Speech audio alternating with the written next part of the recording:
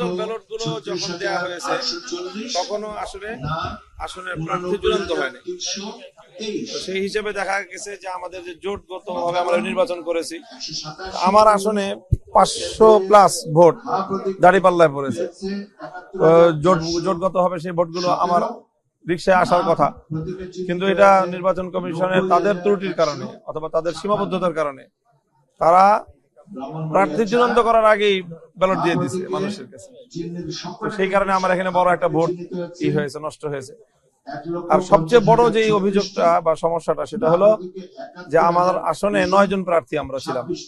তো 9 জন প্রার্থীকে 2টা কলামে নাম লেখা হয়েছে 5টা রোতে। তো আমার নামটা প্রথম কলামের লাস্ট রোতে পড়েছে, যার কারণে আমার নাম বরাবর দ্বিতীয় রোটা খালি ফাঁকা। যেমন অনেকটা ওই গণভোটের ব্যালটের মতো, গণভোটে যেখানে হা না সামনে হলো ফাঁকাটা, সেখানে সিল মারতে হয়। তো ওই জায়গাটায় আমার অনেক ভোটার ভুল করেছে। যেমন সেম একই কেস হয়েছে ঢাকা 8 আসনে। ঢাকা 8 আসনে মির্জা আব্বাস সাহেবের নামটা ঠিক আমার পজিশনে ছিল, এবং ঠিক ওনার ভোটাররাও অনেকেই ওনার ভোট দিয়েছেন সেই ফাঁকা জায়গায়, মনে করেছে ফাঁকা জায়গায় সিল মারার জায়গা।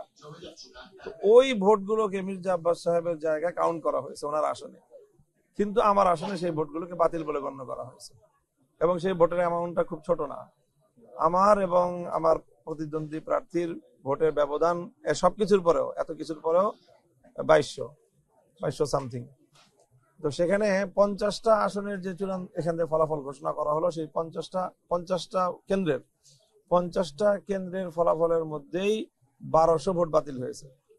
তো সেই ক্ষেত্রে আমার টোটাল এই কেন্দ্রের সংখ্যা হলো 137টা। আমার আশঙ্কা যে সেই বাতিল ভোটের সংখ্যাটা হয়তো 3500-এর কোটায় গিয়ে থামবে যদি এই রেশিওতে হয়। আর যেখানে আমার ভোটের ব্যবধান হলো 2200 সামথিং, ঠিক আছে, এই বিপুল পরিমাণ ভোটের মধ্যে বড় একটা অংশই আমার এই জাতীয় ভোট, এটা আমার একটা কষ্টের জায়গা। নির্বাচন কমিশনের কাছে এখন আপনার হ্যাঁ, নির্বাচন কমিশনের কাছে আমি সেটা বলবো যে মির্জা আব্বাস সাহেবের জায়গায় যে ঘটনা ঘটেছে, তো আমি কেন একই দেশে, একই শহরে, একই নির্বাচনে ভিন্ন রকম আইনের আমি কেন শিকার হব কেন? আমার আশঙ্কাটার জায়গা হলো যে 50টা কেন্দ্রের মধ্যেই 1200 ভোট বাতিল হয়েছে। তাহলে 135টা আসনে, 137টা আসনে কতগুলো ব্যালট বাতিল হবে? 137টা কেন্দ্রের মধ্যে স্বাভাবিক। এখন কমিশনে আমি এখনো কথা বলি না, আমি ইসের কাছে বলছি, রিটার্নিং অফিসারের কাছে। তিনি এই বিষয়টা বলেন যে এটা তো আমার সাবজেক্ট না, এটা কমিশনের সাবজেক্ট। তো আমরা কমিশনের কাছে সেই কথাটা বলবো। আর তৃতীয় আরেকটা কারণ হলো যে ওখানে একটা কেন্দ্রের, একাধিক কেন্দ্রের যে হয়েছে যে ফলাফল দিতে অনেক দেরি করেছে, বিলম্ব করে আমাদের আশঙ্কা যে সেই সময়টায় তারা কোনো ইঞ্জিনিয়ারিং করার চেষ্টা করেছে, যার এবং তাদেরকে প্রতিপক্ষ তারা ওখানে মানুষজন নিয়ে গিয়ে চাপ প্রয়োগ করেছে, মানে একেবারে এই ভোট কেন্দ্র ঘেরাও করেছে। তো এই সংবাদ পেয়ে আমাদের লোকজনও সেখানে গেছে। এই পরিস্থিতি উত্তপ্ত হওয়ার এক পর্যায়ে সেখানে আর্মি গেছে, আর্মি গিয়ে সেই ব্যালট সব সহ তাদেরকে ওখান থেকে নিয়ে চলে আসছে। এবং কেন্দ্রে যে একটা ফলাফল ঘোষণা করা হয় এবং কেন্দ্রে টানায় দেওয়া হয়, সেটা কিছুই করা হয়নি। পরবর্তীতে আমরা সেটা পেয়েছি এবং সেখানে টেম্পারিং করা পাই।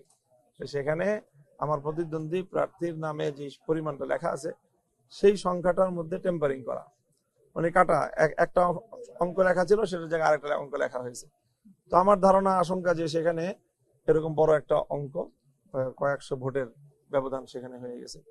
তো যেহেতু আমাদের ভোটের পার্থক্যের খুব মিনিমাম একটা, কাজে এই বিষয়গুলি বড় ফ্যাক্টর, সেই কথাগুলি বলতে আসছি।